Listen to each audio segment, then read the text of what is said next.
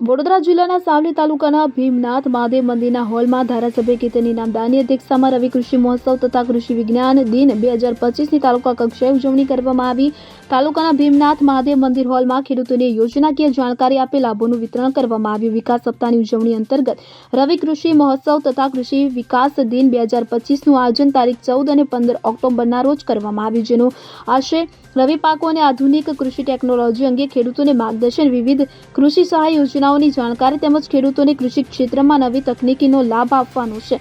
કાર્યક્રમની શરૂઆત મહાનુભાવોના હસ્તે દીપ પ્રાગટ્ય કરી કરવામાં આવી। આ કાર્યક્રમ દરમિયાન કૃષિ વૈજ્ઞાનિકો દ્વારા ખેડૂતોને રવિ પાકો વિશે વિસ્તૃત માહિતી આપવામાં આવી। ખેડૂતો સાથે સંવાદ કરીને કૃષિ પાકો માટેની યોજનાકીય માહિતી આપવામાં આવી। કાર્યક્રમ દરમિયાન મહાનુભાવોને હસ્તે વિવિધ યોજના કે લાભાર્થીઓને સહાય વિતરણ કરવામાં આવી। કાર્યક્રમમાં વિવિધ કૃષિ પ્રદર્શનને લગતા સ્ટોલ લગાવવામાં આવ્યા હતા અને કાર્યક્રમમાં વહીવટીતંત્રના અધિકારીઓ, સંબંધિત વિભાગના અધિકારીઓ, કર્મચારીઓ, ખેડૂતોને મોટી સંખ્યામાં નાગરિકો ઉપસ્થિત રહી કૃષિને લગતી યોજનાઓ વિશે માહિતી મેળવી હતી।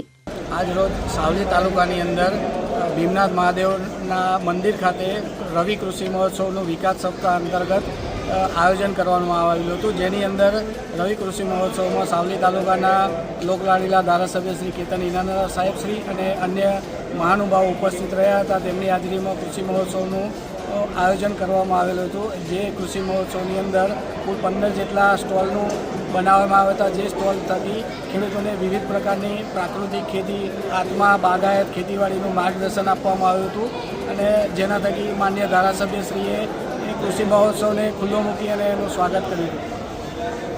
કૃષિ મહોત્સવના ટોકન રૂપે ખેડૂત ખાતેદારોને ટોકન રૂપે વિવિધ યોજનાના ટ્રેક્ટર, બેલર, સ્માર્ટફોન, પંપસેટ વગેરે ઘટકના યોજનાઓનું ચેક વિતરણ કરવામાં આવ્યું હતું મંચસ્થ મહાનુભાવોના હસ્તે। આપનું નામ? ચિરાગ પટેલ, મદદનીશ ખેતી નિયામક, વડોદરા। ઇકબાલ લુહાર સાથે CN24 ન્યૂઝ સાવલી।